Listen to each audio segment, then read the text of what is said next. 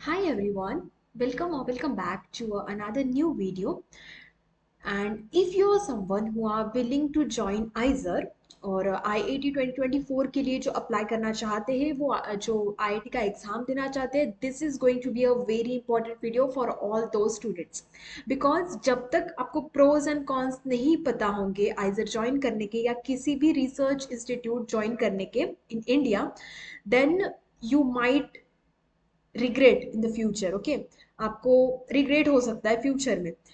And so I thought कि you must know this pros and cons because being a student of ISER, I know this very well and I want to share these details with you guys.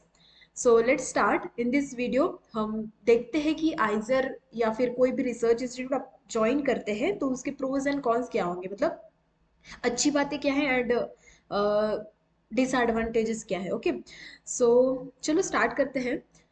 First of all एक question है आपके लिए कि अगर आप ये video देख रहे हैं तो आपको पता क्यों होना चाहिए, प्रोज एंड कॉन्स आपको क्यों पता होना चाहिए। फर्स्ट थिंग, आप कॉलेज में जा रहे हैं, आप यूनिवर्सिटी में एडमिशन ले रहे हैं, आप अपना आफ्टर ट्वेल्थ में आप जा रहे हैं।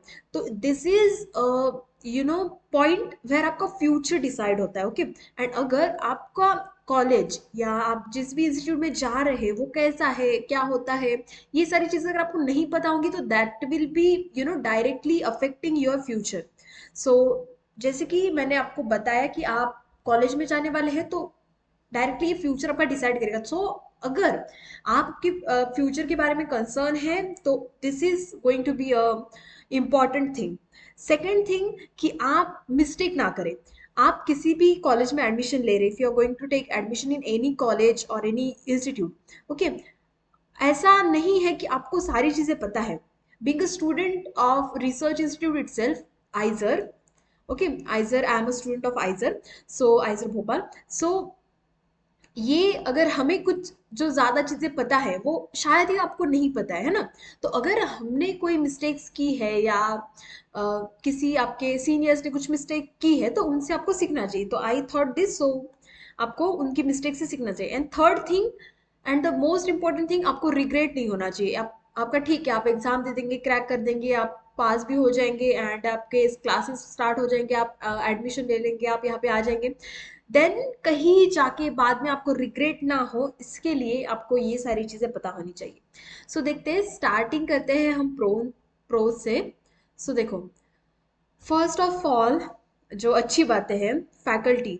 फैकल्टी आपको बहुत अच्छी मिलेगी। ओके, यहाँ की आपको world class you know faculty मिल जाते हैं। ओके, जो बहुत ज़्यादा पढ़े हुए हैं, बहुत अच्छे अच्छे है। ओके, उनका पढ़ाना या फिर उनका नॉलेज, एवरीथिंग। सो आपको फैकल्टी जो है वो बहुत अच्छे मिलते हैं यहाँ पे। This is the first good thing about IISERs और रिसर्च इंस्टीट्यूट्स। सेकेंड थिंग, यहाँ पे अपॉर्चुनिटीज, आपको ग्लोबल लेवल की अपॉर्चुनिटीज मिल जाती है। अगर आपको इंडिया के बाहर कुछ करना है, देन अगर आप यहाँ पे है तो आपको जो अपॉर्चुनिटीज मिलती है वो ज्यादा होती है compare to someone who is at a normal college. Okay, so उनके कंपेयर में आपको अपॉर्चुनिटीज बहुत अच्छी मिल जाती है। But the point here is, यहाँ पे आपको जो आपका सीपीआई रहेगा, है ना, सीपीआई रहेगा या आपकी स्टडीज अगर आपको आपकी वो अच्छी है, then this can be helpful. अगर आप इन सब में अच्छे हैं तभी आपको जाके ये अपॉर्चुनिटीज आप ले सकते हैं। अगर आप पढ़ेंगे नहीं या आप अगर कुछ नहीं करेंगे, then this will be hard for you to get such opportunities. Third thing, facilities. यहाँ पे फैसिलिटीज बहुत अच्छी होती है, कैंपस से लेके हॉस्टल्स, क्लासरूम्स, आपको सारी फैसिलिटीज ऑलमोस्ट मिल जाती है। Okay, so that is a good thing. Labs, जो आपको हाई क्लास लैब्स मिल जाते हैं। फोर्थ थिंग, एजुकेशन, जिसके लिए आप ये सब कर रहे हैं वो आपको बहुत अच्छा मिलेगा। As I already mention, faculty इतने अच्छे हैं तो उसी हिसाब से एजुकेशन भी आपका बहुत अच्छा होगा। जो आपको लाइक नॉर्मल जो कॉलेजेस है उनसे सिलेबस भी अलग होता है, सिलेबस तो अलग होता ही है, बट एक्स्ट्रा भी जो चीज़ें होती है, एक्स्ट्रा जो आपको कोर्सेज लेने पड़ते हैं या फिर बाकी जो भी चीज़ें होंगी, यहाँ आप अगर आ जाएंगे तब आपको पता चल जाएगा। सो ये सारी चीज़ें आपको डेवलप करती है एंड एजुकेशन आपका बहुत अच्छा होगा। And the last thing, fifth thing ना, हाँ, and the last thing, environment. यहाँ पे लोग डाइवर्स बैकग्राउंड से आते हैं, सारे लोग मतलब अच्छे होते हैं, ऑफ कोर्स उन्होंने एग्जाम क्रैक किया है, कंपटीशन क्रैक किए, तो एनवायरनमेंट आपको अच्छा मिल जाता है। आपका फ्रेंड्स का एनवायरनमेंट हो या फिर आपका जो अकेडमिक्स का एनवायरनमेंट हो, यहाँ पे आपके टीचर्स एंड सीनियर्स और as I already mention opportunities, ये सारे में आपको एक अच्छा सा एनवायरनमेंट मिलता है, लाइब्रेरीज, लैब्स, इन सब में आपको एक बहुत अच्छा सा एनवायरनमेंट मिलता है जिसमें आप ग्रो कर पाओगे। So this are all the pros of IISERs. Okay, the second thing, यहाँ पे मुझे एक और थिंग ऐड करनी है अबाउट स्कॉलरशिप्स। स्कॉलरशिप्स, ओके, तो स्कॉलरशिप का क्या है कि अगर आप आपका सीपीए अच्छा खासा है या आपने ट्वेल्थ में अच्छे मार्क्स लिए, तो आपको स्कॉलरशिप भी अच्छी खासी यहाँ पे मिल जाती है, बिकॉज गवर्नमेंट वांट कि स्टूडेंट रिसर्च इंस्टीट्यूट में आए और रिसर्च करें, क्योंकि most of the students are going for the medical and engineering fields. So इन पे गवर्नमेंट अच्छा खासा खर्चा करती है। So these are all the pros of being at ISER or at any research institute in India. Let's see about the cons. देखो, first thing, academics, academics आपका rigorous होगा, रिगरस एकेडमिक्स आपका होगा। आपके ठीक है, आपका जैसे कि मैंने ऑलरेडी मेरे कुछ वीडियोस में बताया कि आपको जो फर्स्ट ईयर में होता है, वो अगर आप बायो के स्टूडेंट है फिर भी आपको मैथ्स पढ़ना पड़ेगा, एंड मैथ्स के स्टूडेंट है तो आपको बायो पढ़ना पड़ेगा। This is for IISER Bhopal. Okay, so जो फर्स्ट ईयर है या फिर ठीक है आफ्टरवर्ड भी जो है वो एकेडमिक्स थोड़ा टफ टफ होते जाता है, बट मैं ऐसा नहीं कहूँगी कि आपसे नहीं होगा बिल्कुल एंड बहुत ज़्यादा टफ हो जाता है। देखिए, आप अगर रेगुलरली पढ़ेंगे एंड अच्छे से करेंगे तो हो जाएगा, of course it's a common thing.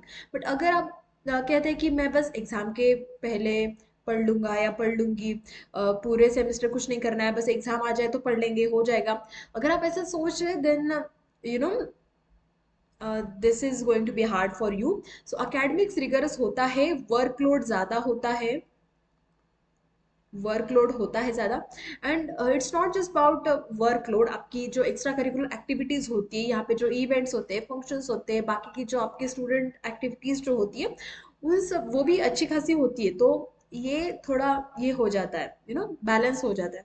So you should think about this. Second thing, अगर आपका इंटरेस्ट नहीं है ना, सेकंड थिंग इंटरेस्ट के बारे में, अगर आपका इंटरेस्ट नहीं है ना तो आप शायद ही यहाँ पे टिक पाए, क्योंकि रिसर्च इंस्टीट्यूट है, ऑफ कोर्स रिसर्च इंस्टीट्यूट है, उनका नाम ही रिसर्च इंस्टीट्यूट है, तो ऑफ कोर्स जो स्टडीज होगी वो रिसर्च ओरिएंटेड होगी।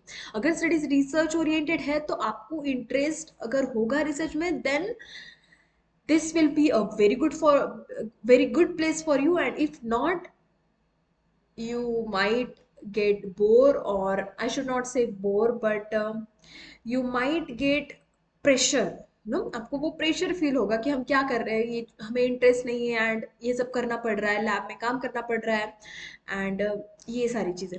सो अगर आपका इंटरेस्ट नहीं है तो please avoid joining this institutes, क्योंकि यहाँ पे फर्स्ट थिंग, स्टडीज तो सारी रिसर्च ओरिएंटेड होती है। ओके, सेकेंड थिंग, अगर आप पीएचडी नहीं करते हैं तो जॉब अपॉर्चुनिटीज आपके लिए कम है। अगर आप इंजीनियरिंग या बीएससी इन इंजीनियरिंग या डेटा साइंस में नहीं कर रहे हैं तो उनको थोड़ी बहुत मिल जाती है जॉब। बट अगर अगर आपको पीएचडी नहीं करनी है, अगर आपका लॉन्ग गोल नहीं है, लॉन्ग अगर आप कमिटमेंट नहीं देते हैं, कि क्योंकि यहाँ पे पीएचडी के लिए आपको 5 साल देने पड़ेंगे और ये आपकी बीएसएमएस के 5 साल, सो तो अराउंड 10 साल के अराउंड तो आपको मतलब अच्छा खासा आपको पेमेंट मिल जाए, इसलिए 10 साल तो मिनिमम इन्वेस्ट करना पड़ेगा।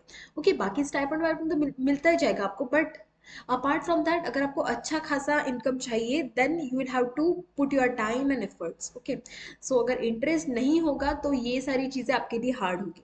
सो इसके बारे में आप सोचिए अच्छे से। थर्ड थिंग, देखो, जैसे कि मैंने एकेडमिक्स के बारे में बोला था, कंपटीशन, यहाँ पे लोग अच्छे अच्छे जगह से आते हैं। ओके, अच्छे अच्छे मतलब जिन्होंने एग्जाम के लिए प्रिपेयर की होती है, जेई और नीट के, तो कंपटीशन थोड़ा आपके बैचमेट से बढ़ जाता है। एंड हाँ, यही बताना था कि कंपटीशन होता है, बैच में जो लोग होते हैं उनसे थोड़ा कंपटीशन होता है, कॉम्पिटिटिव होता है, तो इसके बारे में भी सोच लेना। And fourth thing, and I think this is important, many of you were asking me about the interdisciplinary fields. Okay, interdisciplinary fields क्या होती है, जैसे कि कुछ लोग मुझे एस्ट्रोफिजिक्स के बारे में पूछ रहे थे, एस्ट्रोफिजिक्स है ना, बट यहाँ आपको फिजिक्स मिल जाएगा, एस्ट्रोफिजिक्स नहीं मिलेगा, है ना।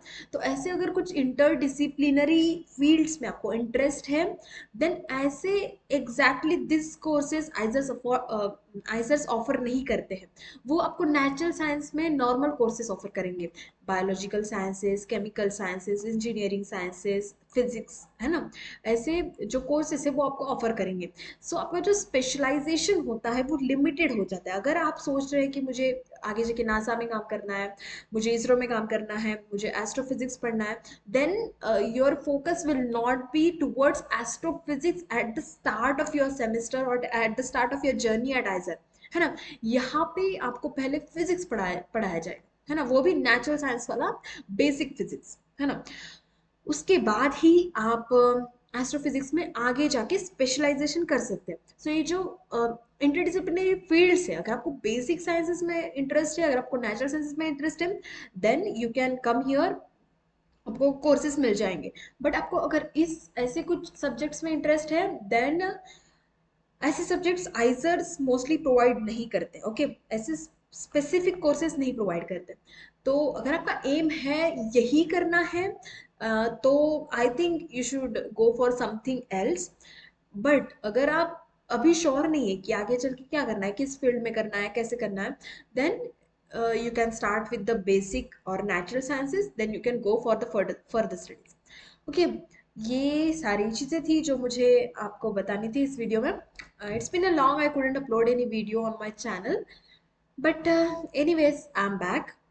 And academics, as I've already told you, कल ही मैंने मेरा टाइम टेबल ना आपको शेयर किया टेलीग्राम चैनल पे, वहाँ पे जहाँ पे मैंने पूरा मंथ का आपको शेड्यूल दिखा, ऐसे रफ शेड्यूल था जो मैंने बस ऐसे ही देख रही थी, तो आई जस्ट थॉट कि आपके साथ शेयर किया जाए, तो वो मैंने आपको टेलीग्राम चैनल पे भेजा है। अगर आपने टेलीग्राम चैनल नहीं ज्वाइन किया है, then do join that, link description में है। एंड आईआईटी के इम्पोर्टेंट, आईआईटी 2024 की एप्लीकेशन स्टार्ट हो चुके हैं, यू कैन अप्लाई। बट देख, एक इम्पॉर्टेंट बात बतानी है, ठीक है, ये सारी चीज़ें ठीक है, बट आई थिंक आप ना आईआईटी 2024 दे दीजिए। ओके, अप्लाई कर दीजिए एंड दे दीजिए, बिकॉज एग्जाम देने में कुछ फायदा या नुकसान नहीं है। ओके, इससे आपका एक्सपीरियंस बढ़ेगा। सो एग्जाम दे दीजिए and you will have time after that कि मतलब आपको सोचने में, रिजल्ट आने तक आपको सोचने का अच्छा खासा टाइम मिल जाएगा, जिसमें आप सोच सकते हैं कि ज्वाइन करना है या नहीं करना है। ओके,